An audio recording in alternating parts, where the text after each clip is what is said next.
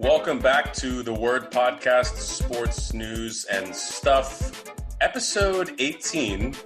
James Mundia, joined by my esteemed colleague, Rich Abernathy.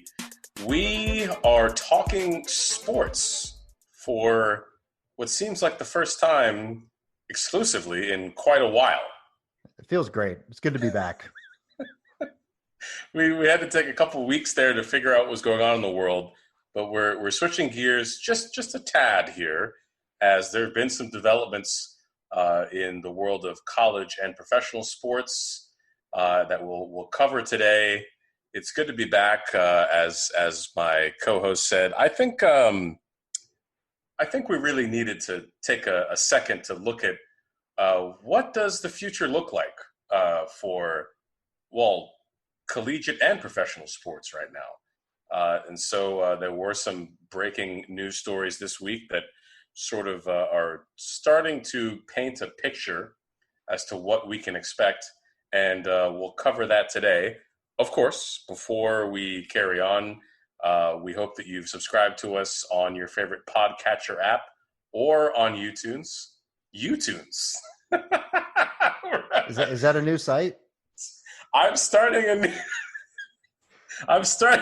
Is that site like Cameo for cartoon characters, YouTunes?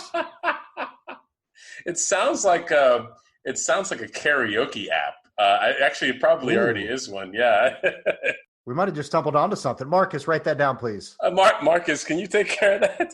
I actually think there is a YouTunes app. Sorry, you can subscribe to us on your favorite podcatcher app or on YouTube. We're available on Apple. We're available on Spotify and on Spreaker as well. And as I mentioned, YouTube. And eventually we'll be available on YouTunes when we decide to create that site.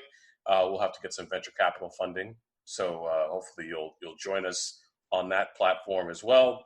Feel free to leave a comment for us.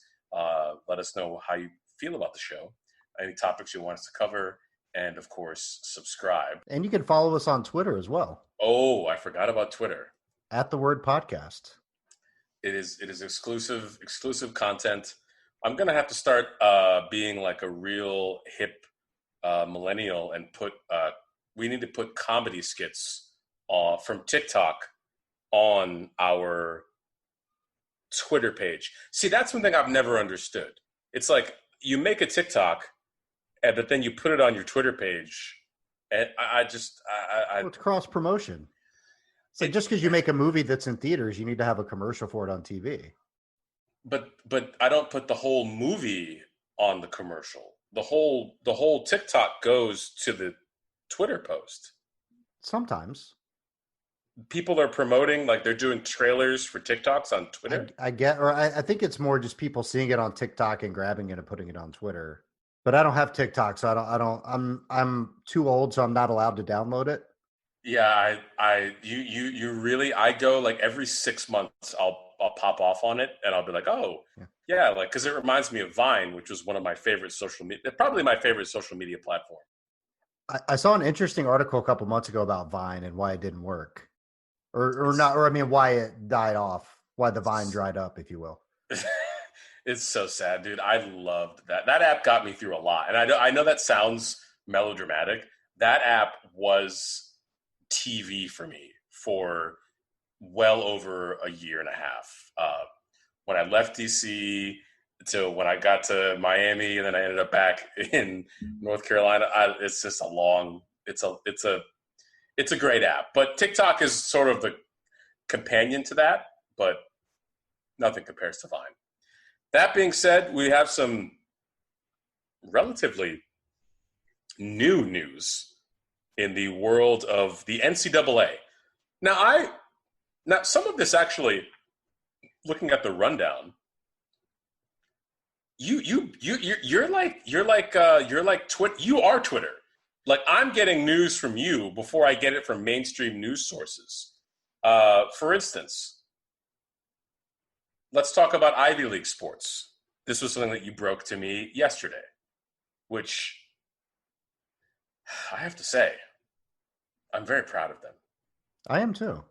Who would have thought that the smart and scholarly institutions up in the Northeast would be the first to realize the scientific data doesn't lie, and we probably should be playing sports this fall. Who would have thunk?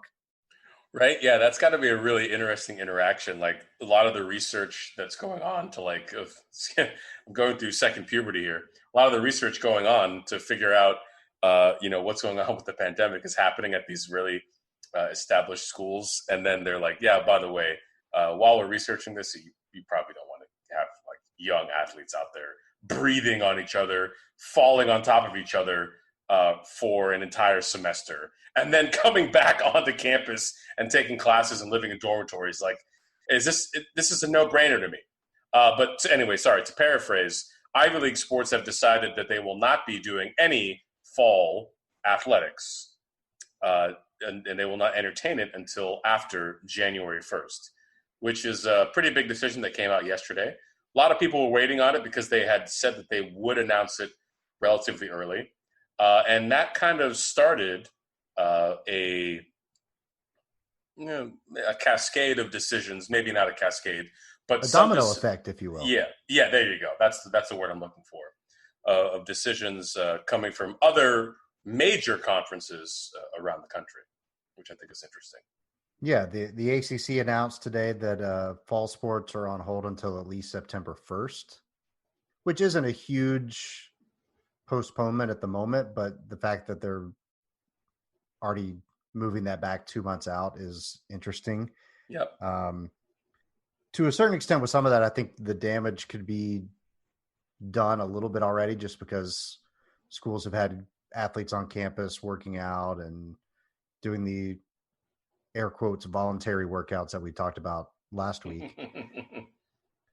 But I know at UNC just down the road and a place that's near and dear to both of our hearts, they've had a bunch of athletes testing positive and initially weren't going to release those results, but did. And it was around a 10% positive test rate. It was a little below, but it was like 37 out of like a little over 400 or something. So still definitely higher than you would want to see. So I think that could have played a role in all of this, but I think that some of this is just sort of the first step, and the fact that it's already being done this far ahead of time indicates to me that there's going to be more postponements or cancellations coming in the future.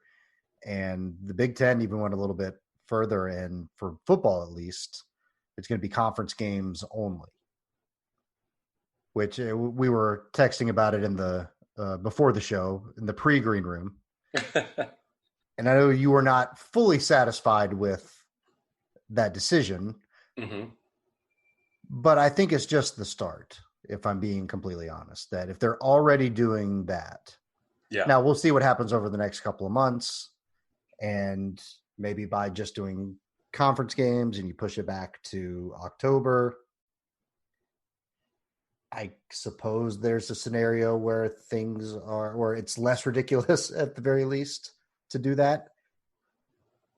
But I still think we're looking at some large wave season cancellations by school or by conference and by sport in the weeks and months ahead. And to me, this is just sort of the first part of that. Okay. But I'm curious what your thoughts are and where you kind of, in the reading of the tea leaves, where you see this thing going. Yeah, well, no, I was in the middle of, not the middle of the workday, but when we were texting about it, I was kind of bouncing back between one task and another, working from home. So I couldn't really engage in the conversation, but that's sort of what this podcast is for. And the thing is, what I said is I agree that, hey, yeah, let's scale it back at least, because maybe things will get better in the next 3 months, which, isn't going to happen, by the way, just in case anybody was wondering. But, appreciate the optimism.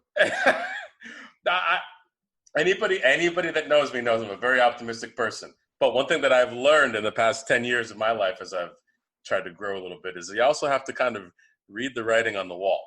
And what I'm seeing here is again, and this is if we're talking about events with no fans. Okay, so that's a given, which, by the way, try and have the Ohio State-Michigan game without fans. You try it. Go ahead. Try it. Do it now. Call Is Harbaugh still there? I can't. Yeah, he had some unfortunate comments over the weekend, early in the week that I saw too. What did Harbaugh say? I want to look this up so I can get it right. So continue. Yeah, I'll Continue with your breakdown, and I'll get the quote ready to go. Yeah, Sorry, yeah. Marcus didn't have that ready for us. Yeah, Marcus, I see this kid, I swear. I don't. If you want to be an intern for The Word, email us or DM us at The Word Podcast on Twitter. So I understand the idea of scaling it back. That's important. Scaling back the schedule, that reduces travel. It also reduces the interaction between all athletes in the conference. It also reduces the interaction, well, potentially between athletes on each team, but football coaches are kind of all coaches. I used to coach high school sports and I coach college sports, junior college sports. We want to have practice every day. We could have practice 8 times a day if we could, or at least film meetings. I know it's just how we are. So it potentially reduces the interaction between athletes and coaches and staff. And there is a big support system around college football that are not coaches, that are not players. There's a lot of people involved. I've been in that world myself. That was my exposure to, high-level college football. So I agree that scaling it back is a good idea. So my thing is, again, does the campus know what it's going to do? Are you going to have students on campus, or are you just going to have athletes on campus? This is something that hasn't been decided yet across the board. So I feel like that should be the first decision. Now, of course, that's hard to do when you're dealing with something like the Big Ten. This is a multi-billion-dollar business that we're talking about here, not just with television, but sponsorships. So you can't really say, oh, no, shut it down. I understand that. However, if we're ever going to get past what we're dealing with now, first of all, and again, we're doing a COVID-free show today, as we talked about in the pre-show planning, but we're not getting that leadership from other places. So you have to take it on yourself. And if you're ever going to get to a point where we can have a packed big house, the big college football games, then you're going to have to shut it down. And that's a little bit frustrating for me that it's sort of like hedging right now. Yeah. And what's the difference in playing 7 or 8 conference games versus the full slate of 12 games? Especially when a lot of those early season games are just basically exhibition games that are like pay to play or pay to play against us. Come and let us beat you up, but we'll give you $100,000 to your football program. And, again, that's nothing wrong with it. That's the economics of college sport. But I'm just a little bit I was a little bit disappointed by that, because when I saw the Ivy League decision that you sent me, I was like, oh, this is interesting.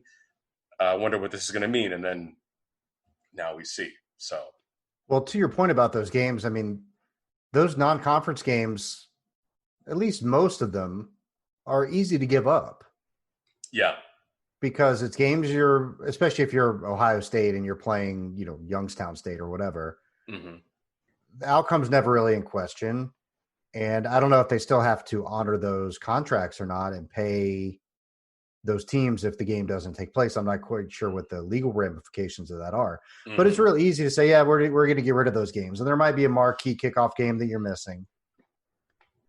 But if you're playing Big Ten schedule and you get through, whatever, like those are harder games to voluntarily say, we're not going to play those than these early season, more or less exhibition games for a lot of them.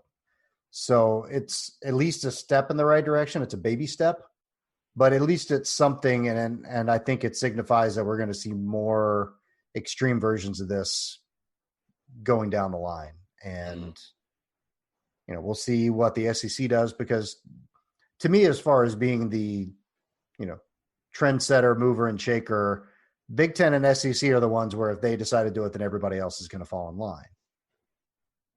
So I'm curious to see if they've kind of painted the SEC into a corner where they at least have to do the same thing.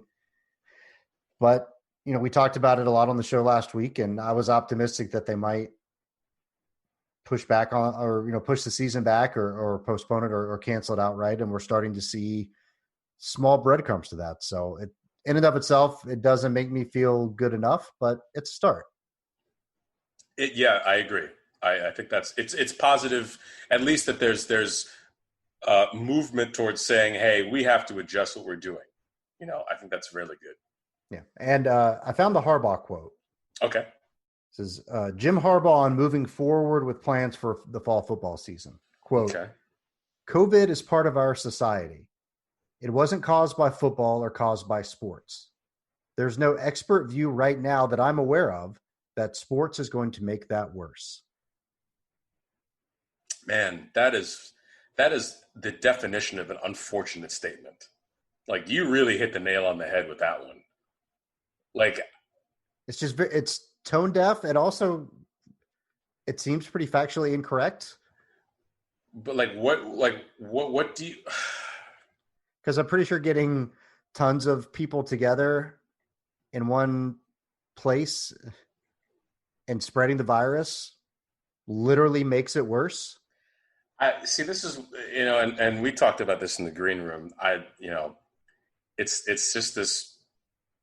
Well, I have a viewpoint, and I have a microphone, and so that means that I can say this thing, and or not a microphone, because we have microphones. No one's listening to us, but I'm in a position of power to a certain degree, and people are going to take that and they're going to run with it. And, he might as well be a politician. I guess if you're the head coach of Michigan, you sort of, you're always campaigning, right? And to keep your job and to keep the fans in line with what you want to do. But that is really, come on, Harbs. That's rough. Sports didn't cause this. Who said sports caused it? We just don't want it to spread anymore. We don't want kids to get it. Like, kids that the NCAA refuses to pay. So they're just out there. I mean, come on, Harbs. That's rough, dude.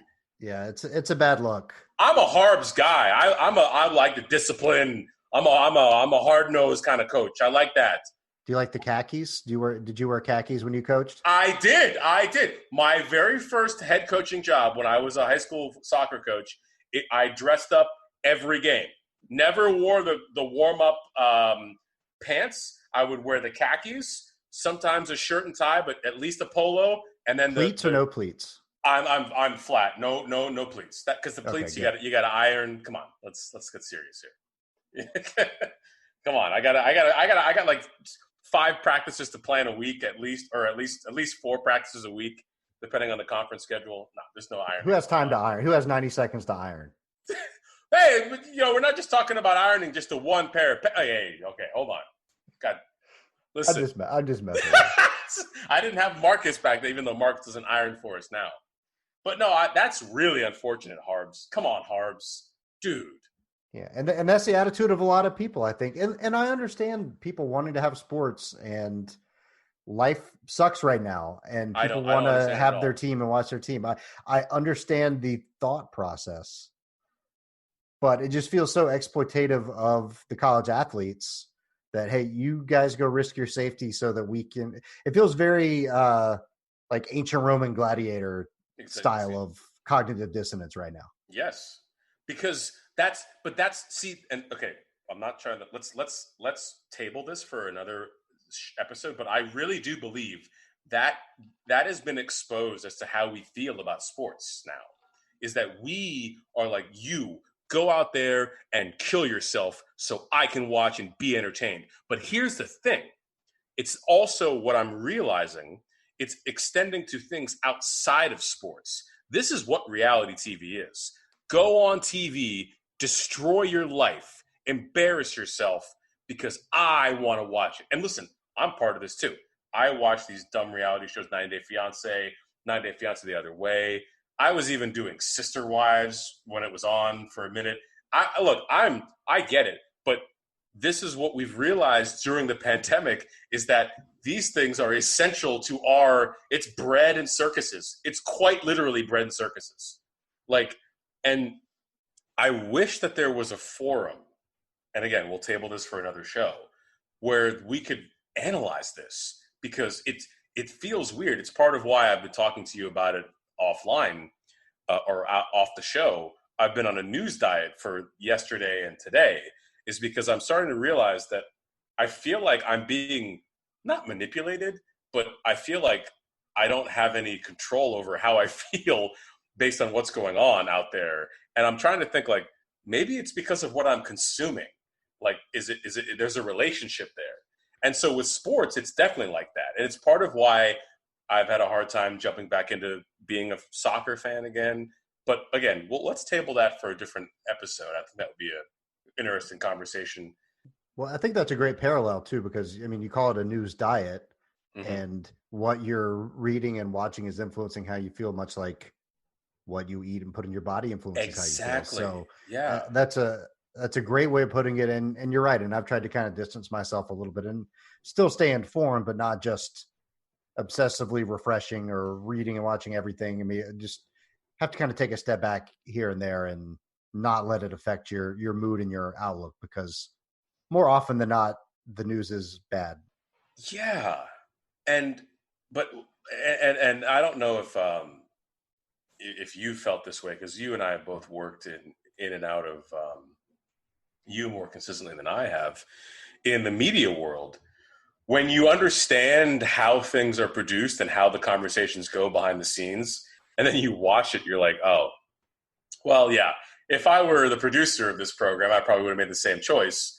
But as somebody watching it, I'm like, ugh, ugh, you know. But let's table that for. I want to talk about that on a different episode. Yeah, we can do a deep dive here soon on that. But we do have a little bit more sports news to get to that is Ooh, free of COVID antibodies. that is true. Your boy Pat Mahomes got paid. My boy. I mean, he's my boy too. I love the guy. He's incredible. I love this contract. This is my favorite contract in all of sports. Almost $500 million. Now, like any NFL contract, the guarantees and the performance stuff and all that. But I mean, he's slated to make about $45 million a year annually once the extension kicks in. He's still got 2 more years on the rookie deal. But am I crazy to think that even if he's making $45 million a year, he's probably underpaid? Yeah, it's funny when you broke that down. I was like, "That's it, 45." Yo, the dude is ripping pages out of the playbook after the snap and making things happen, and winning a Super Bowl early in his career, really doing all the right things. It's actually kind of funny to watch. It's weird. It's like seeing somebody that just gets it, and as a leader, but also as a competitor, but then also just as like understanding his role. Like he's a brand, and doing the commercials with Aaron Rodgers, and I'm like, okay, like this guy is like kind of like in the right spot at the right time. He's taking advantage of it, but he's also performing on the field. I know that Stephen A. Smith had a real big problem with all the Baker Mayfield commercials, considering he wasn't, producing on the field. That was a rough look for Baker. But I love this contract because it's nice to see a justified large expenditure on an athlete, and because I know, like, if we are able to go home for the holidays this year, which if we are, you and I got to do a show while we're at home. But I know my parents we always talk sports because there's always like a game on Thanksgiving Day, right, or at least 3, right? So they know, someone will come in there and be like, oh, I can't believe they get paid this much, and I was like, well, I mean, they're getting paid that much because somebody paid them that much. So but in this case, it's like there's so many different reasons to sort of elaborate as to why they spent that much money to keep him around for 10 years. And I think and the cap continues to go up, and the next TV contract is going to be insane. Mm-hmm. And there's no more valuable position in all sports than quarterback. So if there's ever a position to sink that much of your cap into and a guy to do that with, it's him.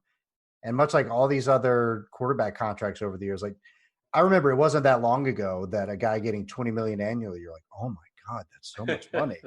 But the cap keeps going up, and like all these mega deals, at least for quarterbacks, as soon as somebody signs one of those contracts, they're underpaid within like 3 or 4 years. Yeah, it's fascinating, isn't it? Like even I know we talked about Cam a little on the show last week, and he had one more year left on his deal before they released him. But when he signed his 5-year, slightly over 100 million contract, it was like 20 million was kind of a lot.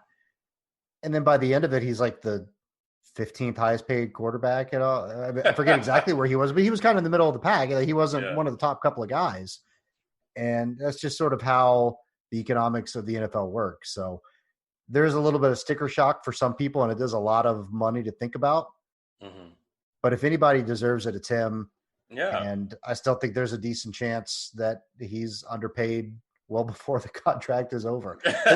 Unlike baseball, where these guys sign these giant deals and 3 or 4 years in, you're like, oh my God, this is awful. It's going to be the opposite with him, I think. But it got me thinking. Yeah. Obviously, for any Kansas City Chiefs fans out there, your boy's not going anywhere for a while. But as sports fans, we're not always that lucky. True. So I was curious for you as a sports fan, whether it's soccer or your beloved Patriots or whomever it may be, has there ever been a player that left because the team didn't want to pay him that still kind of haunts you or sticks with you or makes you upset years and years down the line? Yeah, I'll leave the Patriots out of it because that's sort of what they're known for. So I'm not. It's kind of cliche. True. We've talked about it on the show before. Yeah. So it's. And again, I mean, I don't think that that's a malicious thing on their part. I think it's part of their programs. Yeah, it's just that's how they run their organization, and they're upfront about it. It's not a personal thing. It's like, look, we don't pay anybody except for Brady, and even that has its limits. Yeah, apparently, yeah. So that should be fun. Jeez, Louise. Anyway, so for me, it happened when I was in high school, and I was a really, really huge David Beckham fan growing up. He played for Manchester United, which is my favorite team. Still is my favorite team. And he had a falling out with management. He was, again, the biggest star in the soccer world at that time. And he was also transcending soccer. He was becoming a celebrity outright. And he went to, at the time, our biggest European rival, Real Madrid, who had just beaten us in the Champions League playoffs. I don't remember what round it was. And he went to Real Madrid. And I remember, it wasn't totally about money, but I remember fighting with my really good friend, my best friend, Robbie, who I went to high school with, and we played soccer, on the varsity team in high school. Fighting with him on Instant Messenger about it. I mean, I was like livid. I was just like, how could he do this to us? How could he leave? And why don't they pay him?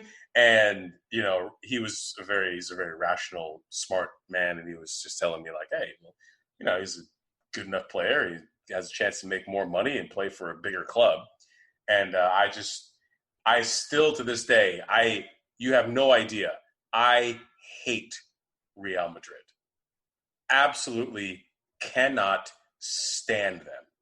And then when Cristiano Ronaldo left Manchester United to go to Real Madrid, at that point I was just like, and he also wore number 7 like Beckham did. At that point I'm just like, now that was more of like, I think at that point, I mean, Cristiano Ronaldo had outgrown English soccer and, fine. But that was the big one for me was Beckham when that was probably 2002, 2003. So that one stinks. That one still hurts. What about you? Well, I was thinking about it, and my initial reaction was Alonzo Mourning with the Hornets, but that wasn't really just contract. I mean, that was part of it, but I think he wanted to go somewhere else and play at a bigger market, and so he wound up getting traded before he was a free agent. So that one doesn't really fit. But the one that comes to mind, and it's fairly recent, and it's not a huge name, but just the way the whole situation was handled really left a sour taste in my mouth and kind of was foreshadowing for what was going to happen over the next couple of seasons. Mm-hmm. But it was right after the Panthers went to the Super Bowl in that 2015 season. So that offseason, early 2016, where they franchised Josh Norman, who was their star cornerback. Yeah. And then right before training camp, they pulled the franchise tag back and just let him walk. because they couldn't agree to a long-term deal, and he wound up going to Washington and signing a big deal there. And they had an awful season that year after the Super Bowl. I mean, they had some injuries and some fluky things go against them. That seemed to sort of signify what type of year it was going to be.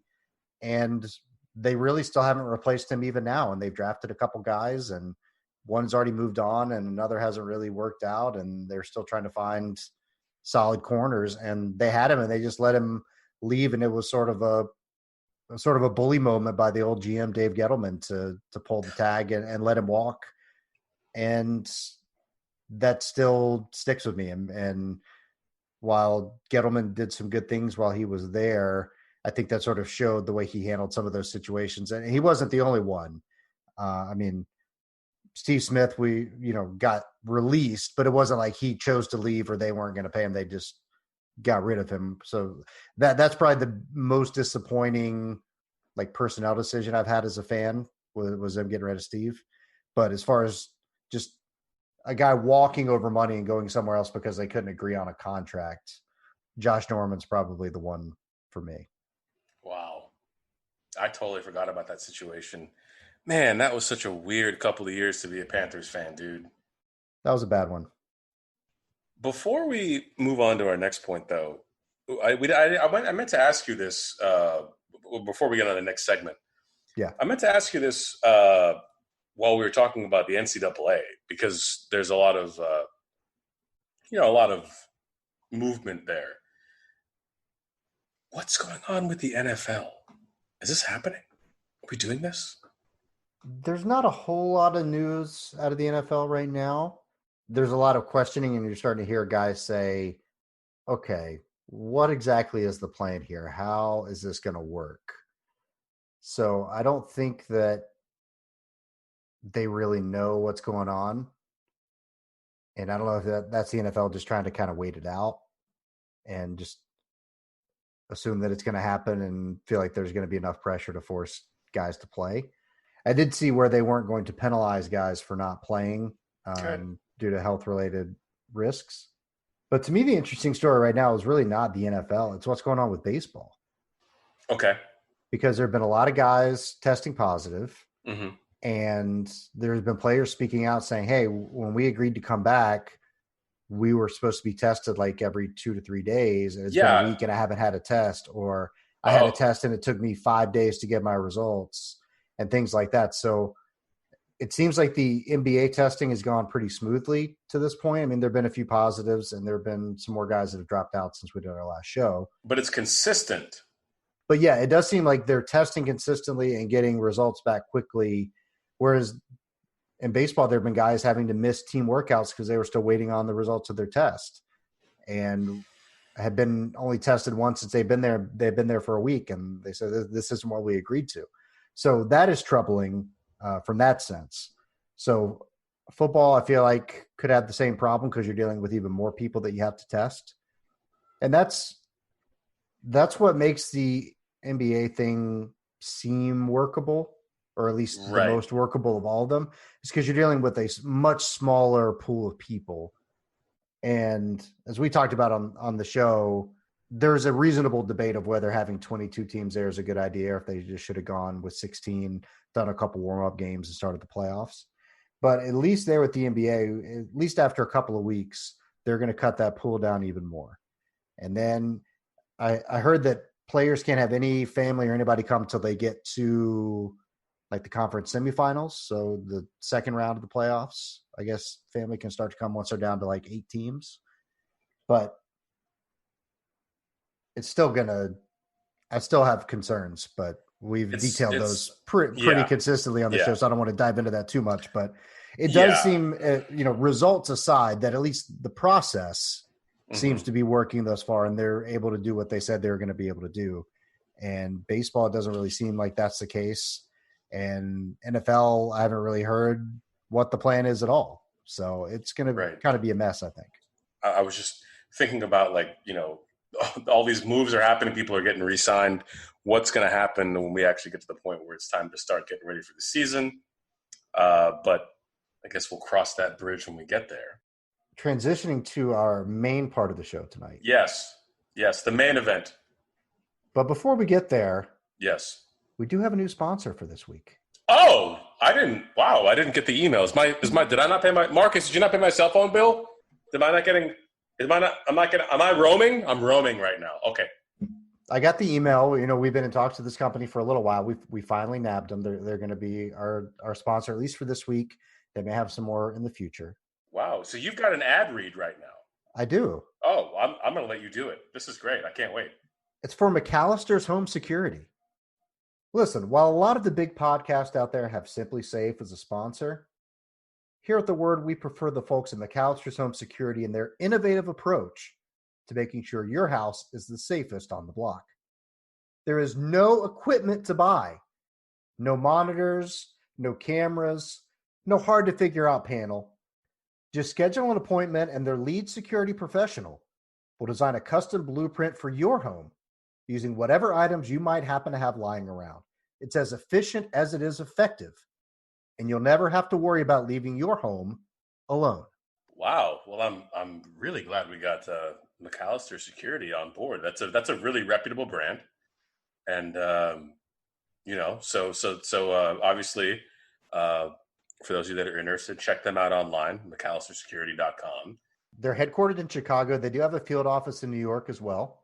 Of course. So especially if you're in those markets, you should hit them up and see Yeah. what they can do for your home security needs. Yeah, this is a great step for the program because, obviously, we want to partner with brands that really speak to what we believe in as a program. And so, fantastic. One thing I will add as we move on to the rest of the program here is we've spent a lot of time in the past couple of weeks talking about very serious issues. And what we want to do is we do want to return back to having some more fun on the program. And one of the things that we've done in the past is we've done some drafts. We did a fast food draft a few weeks ago, a second fast food draft. And Rich had the idea this week of doing a action movie heroes and villains draft. We need to be discussing who we would want on our team in these scenarios. So that's what we've kind of taken upon ourselves to do tonight. I have my sticky notes in front of me, my initial, kind of targets. But can you explain the rules that we're doing here? Because I'm not very good with like draft rules because I'm always the guy in the draft room for my fantasy football league where I'm like, oh wait, it's my turn again. It's like, oh yeah, it's a snake. You go and then you go again. I always mess that up. That doesn't surprise me at all. Knowing you for as long as I have and as well as I do, I'm not the least bit surprised by that. I have to go again? What happened here? I just went. Yeah, and the rules here for this are pretty open. You're really just trying to draft the best cast that you can for your action movie. And it can be whatever type of movie you want it to be. Maybe you want it to be a heist. Maybe it's a shoot 'em up. Maybe it's a martial arts flick. So whatever your organizational identity is and what type of players you need for your system, you can go out and get. So the beauty is really in the eye of the beholder on this one. And there's a lot of talented players out there sitting in the green room waiting to hear their name called. There's certainly going to be some people who slide down the draft board unexpectedly just because there is so much talent out there and only so many draft picks.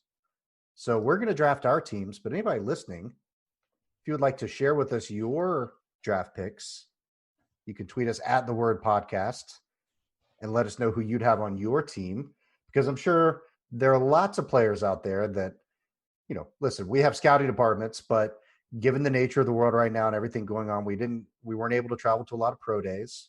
I'm sure some diamonds in the rough are going to slip through, and we want to hear from you. So just keep that in mind as you listen to our teams, and feel free to hit us up at The Word Podcast on Twitter and let us know who you would draft. All right, so we're starting off with heroes. We're going to do 4 picks each with heroes, and then we'll do 4 picks each of villains. So would you like to go first for heroes or villains? This is a really tough decision here. I would like to go first with villains because I think I've got you beat on heroes. I shouldn't have given you the choice. If you take my Yes. number one villain, I'm going to be so mad. I might leave the show. I might There's quit. really there's only one number one pick, but all right, whatever. Oh God, I swear, I know you're going to take him. I just know you. God, it's going to make me so mad. All right, with the first pick in the heroes draft, Rich, you are on the clock.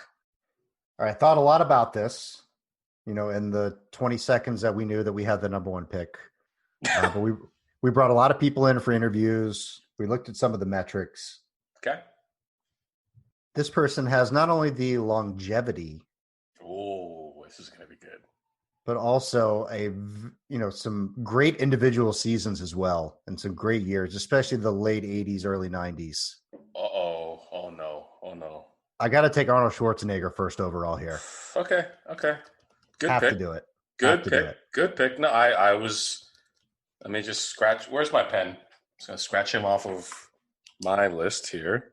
The thing that I want to do is I want to build a franchise.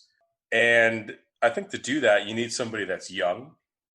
You need somebody that has charisma, that can work with the press, that is a team player, but also has that, sort of a hard edge, maybe a little bit of a chip on the shoulder. And so for that, I'm going with Axel Foley from Beverly Hills Cop. Oh, you're going character. I am going character and movie. Okay. But the only reason why is because so many of these people are in multiple, movies as heroes and villains that I was like, how do I break this down? But that's not necessarily a requirement. I'm just saying that's the way that I'm looking at it. Because obviously, he did other action movies. Eddie Murphy, right. That is. Well, and when I explained the rules, the first rule was that there were basically no rules. So there you go. I'm just mad that I didn't think of that. Well, and Beverly Hills Cop 1 and 2 are, they might as well just be on repeat at my parents' house for from November 1st to January 1st every year. That, Coming to America, the Sound of Music is just like, it's just on all the time. One of these is not like the others. No, there's others too. It's the same, and then just throw in your random Rachel McAdams winter rom-com movie that's just all my mom's. Oh no, it's a sweet movie. I'm like, I don't want to watch it, but I'm sleeping downstairs, and you want to watch TV down here, so I guess I'm watching this movie now. So I don't know what to do. All right, with the third pick in the action movie draft, the heroes round, Rich is on the clock. No, you pick again. Remember, snake draft. Just as you said, you forget that it's your pick again. No, how is it my pick again? Because it's snakes. I go 1, you go 2, 3. I go 4, 5. Oh, and then it's going to go into the next round. Yeah. So you start round 2. Okay. Here, we can do that. We can do that intro again. No, it's fine. No, keep it. It's good. I want that to be part of the meta of the show. That I don't understand how drafts work. I really have no idea. I'm glad that you stuck true to form here. I don't know how this works. Okay. Now, since it is my pick again, which this is a real wow. Okay, the front office here is going to be really okay. We're really feeling ourselves now. So you talked about longevity. You talked about just obviously overall ability. But the one thing that I also do want to bring in to my team is empathy. And not just someone who has empathy for others, but someone who people watching this team can have empathy for and feel like, you know what, we're in the trenches with this guy. So I have to pick one of my favorite characters and one of my favorite actors of all time. That is going to be Jack Ryan from hold on, Patriot Games and Clear and Present Danger, played by Harrison Ford. Fantastic choice. Thank you very much. Thank you. Do you remember who the initial Jack Ryan was? That was Alec Baldwin. That is absolutely correct. I actually didn't like his rendition of the character, but I was probably more distracted by the fact that Sean Connery was a Russian submarine general, but he spoke with a Scottish accent. Like, I love how like Sean Connery's at a point in his career was like, yeah, I'm just gonna show up and do me. Just deal with it. Like, what? It's even in my as, like, writer. yeah, like I'm not doing any accents. So for my second pick, Yes. I'm going to stick actor first rather than character focused because this guy's played a lot of good parts. How can you have a great action movie without Liam Neeson? Oh my gosh. Who is running our scouting department? Oh my gosh. Oh my gosh. Plus the fact that it makes you think of the Key and Peele sketch where they're talking about Liam Neeson's and Bruce Willis with the valets. This oh gosh. Oh boy. I cannot believe that we left him. Oh my gosh. I can't believe I got him at the end of round 2. I debated taking him in round 1, but now I have the really hard decision. What's that? So since I've got some muscle with Arnold, and to a certain extent with Liam, I need a little more of a skill position guy here. I'm taking John Wick himself, Mr. Keanu Reeves. Who is scouting for my program? Who is scouting? Is anybody scouting? Who's scouting for me? How am I going to beat this guy in the playoffs? Marcus. He can surf. He can dodge bullets. He can go on a killing rampage once his dog gets killed. The guy can do it all. All right, I'm very upset with my front office right now, but it starts at the top, so I'm going to take responsibility. Okay. I respect that. Wow. Well, we're being outmatched by you right now, and we're being outmatched when it comes to firepower. So I think I need to kind of up the ante a little bit here. And there are some people that you kind of equate with the action genre. And but I'm going to go with John McClane from the Die Hard series for the 6th pick in the draft. Yippee-ki-yay, MFer. I just, I mean, at this point, I'm trying to just, save a franchise or at least make us competitive because I'm not very happy right now. That's a good pick. A lot of mock drafts had him going earlier. So I think it's good value here with the 6th pick. Yeah. Now, that being said, I've been looking a lot into the way that we consume action movies, especially because we're not going to be able to consume them until the early fall or late winter. Who knows? When Tenet comes out, as we've talked about on this program before. And by the way, it's been, did you and I text about that? It's been delayed. Yeah, it got pushed back again, yeah. Yeah, so, gosh. Yeah, because otherwise I would have John David Washington on this list because that guy is going to be a freaking star, man. He is so, oh my gosh. So, but the way that we consume action movies, it's fascinating because one of the things that people talk about all the time, and again, maybe it's a segment for another show, another episode, we can bring some people on, maybe some people that have experience in acting, is the way that we look at like gender roles in action movies. I think it's fascinating because if you look at the discussion about it, it's like, oh, well, there's not enough women in action movies, leading roles. And I think that, obviously statistically that would definitely be the case, but there are some really notable examples and ones that are really iconic.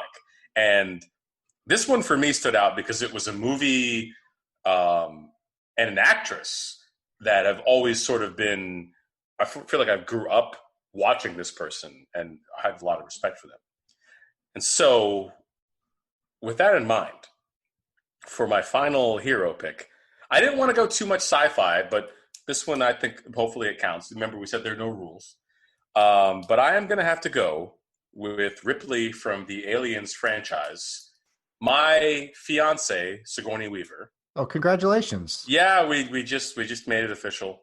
Glad you finally popped the question. Yeah, she's been playing hard to get for a while, but I'm into it, and I really am really proud of the front office for being able to say, like, you know what, like, I actually didn't know if she was going to be available, but the fact that she was, I mean, that's huge.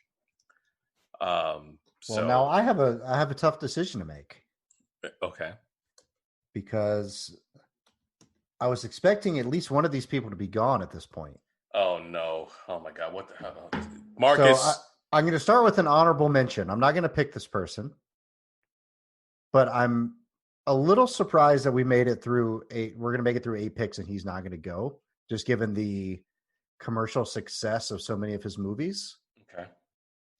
Not as much recently. He's had a couple flops, and I guess I don't, even though he's been in a lot of action movies, I guess I don't think of him as like an action movie star because they tend to be a little more light or comedic in nature.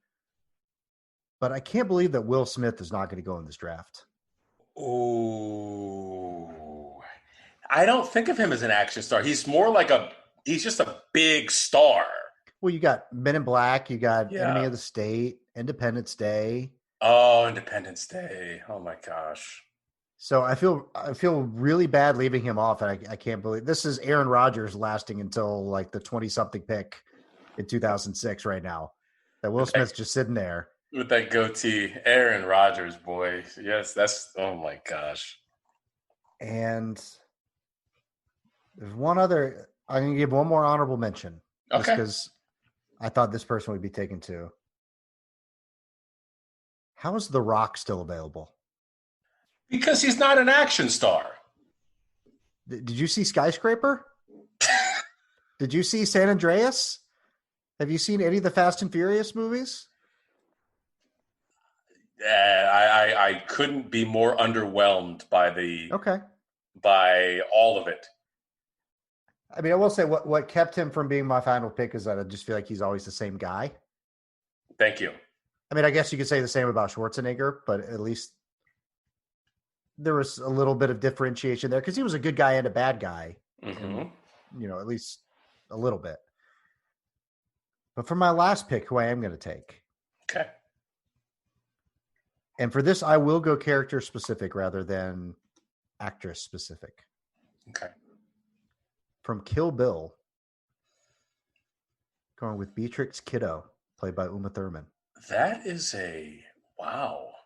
Okay, a lot of surprises here in the Madison Square Garden as we announce the draft picks. Knicks fans are booing. Yeah, I said Jets fans and Knicks fans. Whatever happens, it's the same thing. New York fans, people in New York, we're not happy. We're not happy no matter what happens. That's a good pick. Wow.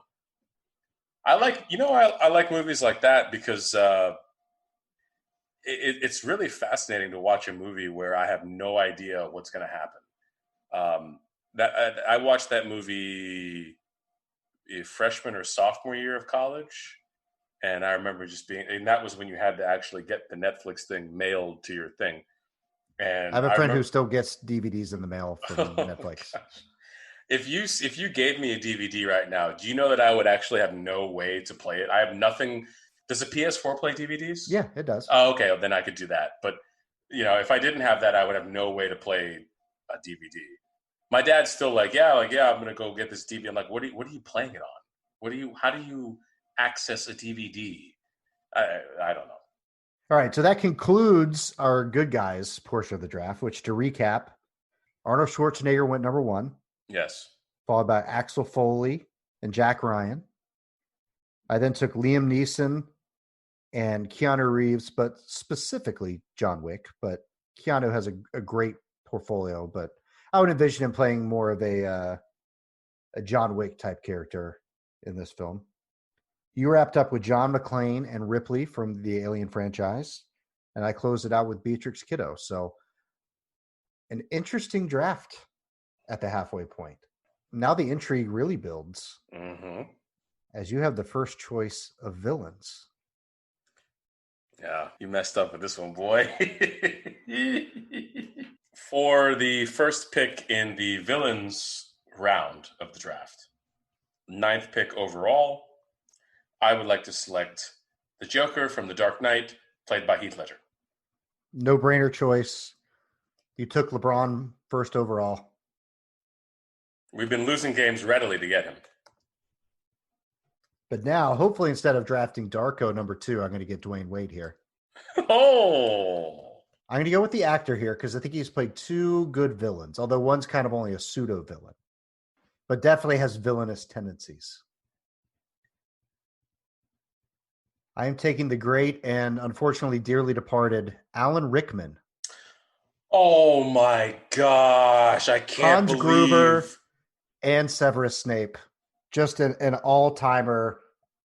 Listen, if it's not the Joker for me for best villain ever, it's Hans Gruber. I can't believe you. Oh my. You just blew up my entire draft. Oh my gosh. That's, I don't know how, we're about to pull the Vikings here and the clock's just going to run out. Well, if I need to give you a minute, No. I can drag out my next selection, but I have a pretty good idea. I'm going to get the 2 guys that I wanted the most. No. I knew you were going to go Joker first once you got the first pick there. Yeah. So I knew the 2 guys that I wanted. Go ahead. But now this is a big moment for our franchise, because if you blow us up more, we are going to be like the Vikings, dude. Okay, go ahead. This is going to be interesting. With the 11th pick, third in the villains round, Richard Bruce Abernathy is on the clock. I feel like I should get a coin for this one. Oh. Called wow. it. You really did just blow up my entire. This is actually insane. Anton Chigurh from No Country for Old Men, played by the great Javier Bardem. I mean, this is a watchable movie that we have going right now. We have Hans Gruber and Anton Chigurh. Oh my gosh. Yeah, you think this is a game, huh? Wow. How, Marcus, can you get on the phone? I need. Mel Kiper has already given me an A+ for the draft, and it's not even over yet. This is tough. I can't believe, because that movie, I remember that's a movie I watched in theaters in Chapel Hill. What's that place? The Varsity. Yeah. That was a freaky movie, dude. Okay. Well, I am running into some availability problems for the players that I really wanted to draft, but we do have some backup plans here. Obviously, the Joker, not necessarily someone who you can really rely on in terms of muscle, more about his intellect and psychological insight into people, or at least what he perceives as that. So I'm going to have to, again, just like I did with John McClane, I am going to have to double down again in the 80s. And I am going to have to go with Ivan Drago from Rocky IV. We just need to, this is getting out of hand at this point. That being said, I am, a little bit disappointed. We lost out on 2 really great picks that we really wanted. However, I have a trickster in the Joker. I have the muscle. But now I really want to get ruthless with things. And we mentioned this movie maybe it was last 2 episodes ago. But I want to carry this on in terms of what it makes to be a good villain. And one person that stood out to me that I remember as a kid thinking like, wow, like that is the definition of a bully, of a bad guy. And I would want him on my team if I were assembling a collection of baddies. I'm going to have to go with Biff Tannen from the Back to the Future series. Didn't think I was going to have to dive into the Biff Tannen territory at this point. But You're reaching. All the offensive linemen started coming off the board, and you had to reach for somebody. But are you taking young Biff or old Biff, or did you get both? Well, if I were going to make a choice, it would be Biff Tannen from Back to the Future 2, because of the way that he basically changed the entire world with his knowledge of what happened in the sports betting to become a billionaire and change the laws, marry Marty McFly's mom without her approval, seemingly. I never really understood that. Even as a kid, I was like, wait, you can do that? That doesn't seem right. So that's where we're going there. Again, I'm still very You're a little on your heels right now. not You're kind of on tilt. I'm not really. I just you just blew up you with your first two picks in the round. You blew up my entire draft board, which is fine. That's what happens. This is we're drafting here now. The moves you make next could really put me on edge. Who knows?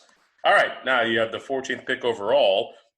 This is the 6th pick in the villains draft. I'm going to go. This is going to be a little bit of a niche selection, but I'm a big fan of the movie, and I'm a big fan of this actor. Although I don't necessarily think of him as a villain aside from this role. But True Romance is one of my favorite movies. So I am taking Vincenzo Cacotti, played by Christopher Walken in True Romance. An incredible scene with him and Dennis Hopper. Yeah. Just an all-timer. It's just an incredible scene with those two guys together. And he makes a really good creepy bad guy. Yeah, I agree. That's a great scene. And for my final pick, I'm a little torn. Okay. I think I'm going to go with an actor here. Okay. Because while he's been a leading man, he's played some good bad guys and villains. Not always especially evil, but even when he's the good guy, sometimes he seems a little slimy and untrustworthy. He was great as Gordon Gekko in Wall Street. Oh. I'm taking Michael Douglas here. Wow. Because I think he could be a bad guy that you think is a good guy and turns out to be bad. And he just plays a good kind of slimy guy. I like it. Wow. Okay. This is now, thankfully you didn't blow up my draft board even more with your final two picks. They were surprises to me, which I'm still upset at my front office staff for not anticipating that. So there will be repercussions at our staff meeting tomorrow morning. And there better be bagels. I want everything bagels with the jalapeno cream cheese. See, I love the everything bagel. And then I also have the everything but the bagel seasoning from Trader Joe's. So I'll put the cream cheese on there and then sprinkle a little more of the everything seasoning on the cream cheese. I didn't know. I was just watching something last night. I didn't know that you could get bagel seasoning. I didn't know that was a thing. Oh, yeah. I had no idea. It's great on eggs and, like roasted potatoes and stuff too. Yeah. Okay. Well, Mr. Irrelevant or Mrs. Irrelevant. So I have been outmatched at the very least in the villains round. Clearly. So I have to go a little bit supernatural here, and I didn't want to do this. But we're dealing with forces that this is going to be really hard to compete against week in and week out. Kylo Ren, everybody. Oh my gosh. Dude, do you know what's funny? And I'm just going to, Joy, trust me, I'm not going to go on a tangent here, okay? But somebody made a good point about the Star Wars movies the other day, especially the third one. The saddest part about it is all the actors, the young actors, Daisy Ridley, John Boyega, and obviously Adam Driver, they're all really good actors. Yes. But they just had such bad material. I mean, Adam Driver is De Niro. He's He is it. That guy can He is act. going places. Yes. And it just sticks so bad that they had to be in this absolute slop of a movie, or 3 movies, but especially the final movie. But no, Kylo Ren is not my pick. He didn't even make my draft board. That would be like a last-ditch effort. I was just trying to trigger you. Yeah, it worked. Star Wars movies. We'll do a whole show on Star Wars. But Marcus, can you text Adam Driver? I want to know how he really feels about the movies. Actually, it's a meme. I think I've talked about on the show. John Boyega is like vehement or like explicitly like, yeah, these movies are bad. Like, I am done with Star Wars. Anyway, so we don't know if we can deal with what we're coming up against in the villains round. And if we're going to have a movie with all 8 of these characters going head to head, or a series of movies, then I need to really pull out the big guns. And sometimes that means maybe bending reality a little bit. So I'm going with Agent Smith from The Matrix. Ooh, very nice. I didn't want to draft him. We did interviews with him and his family.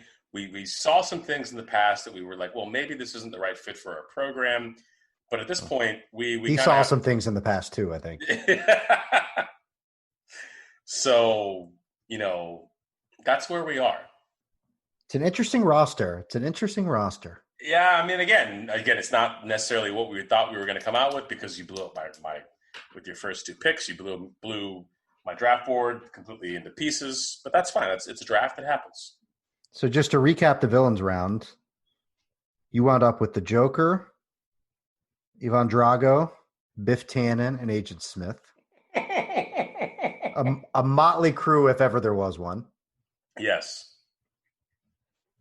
Where I went heavy character actor bad guy with Alan Rickman,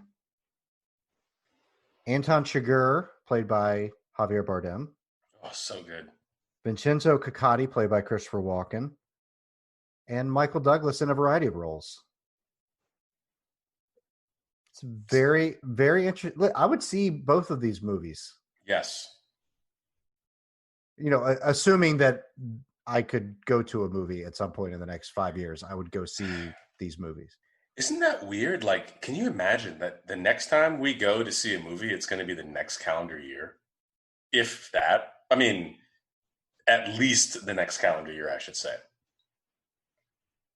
And we're filming this, or recording this, July 9th, 2020. I legitimately can't wait to pay like $20 for a large popcorn again. It's funny. It is going to be weird. Like people are never going to complain about movie prices ever again. Yeah. Oh my. Well, as we said earlier, we'd love to hear what your picks are for your 4 heroes and 4 villains for your heroes and villains draft. So feel free to reach out to us at The Word Podcast on Twitter. And we'll continue to draft. If you have any draft ideas, we'd be interested to see what you think about that. We've done 2 fast food drafts, and this is our first movie, villain, and hero draft. And again, just a way to break up the monotony of staying at home, washing our hands, and staring silently out the window as we figure out what's going on in the world these days with the current situation with the pandemic. And we focused a lot on that. We've really been eating our vegetables a lot lately on the show. Mm-hmm. And, sometimes you just got to wheel the dessert cart out and go to town. Yeah. Have a little fun. And I think the sports world also has been moving in a direction where we can actually start having some conversations about it again, which we did tonight. And we hope to have some more updates on that as we continue on next week. So obviously it's not always very clear what's going to happen, but we're obviously going to be talking about it here on the Word Podcast. It's something that we've committed to. It's kind of hard to get lighthearted conversation about what's going on these days. And so that's something that obviously my co-host, Richard Bruce Abernathy, and I are definitely committed to. And so hopefully you'll join us and join in on the fun. As we said, feel free to leave us a comment on our YouTube channel or on any of your podcatcher apps and then subscribe. But this is something that we take having fun very seriously. And so we hope that you kind of follow us along on the ride as we navigate what is a very strange time in the world. We're trying to find a little more balance. Yeah. Which has been a difficult thing to do because there are serious things that merit discussion, but we also want to, have fun and let loose a little bit. So we're going to try some things out and try to, have our cake and eat it too, so to speak. So we'll be back next week, obviously discussing the latest developments in the world of sports news and stuff. As we mentioned, feel free to follow us on all the platforms we mentioned before. For my co-host, Richard Bruce Balboa Abernathy. He is James Israel Statham Mundia. Thanks for listening to the Word Podcast. We'll catch you guys next week.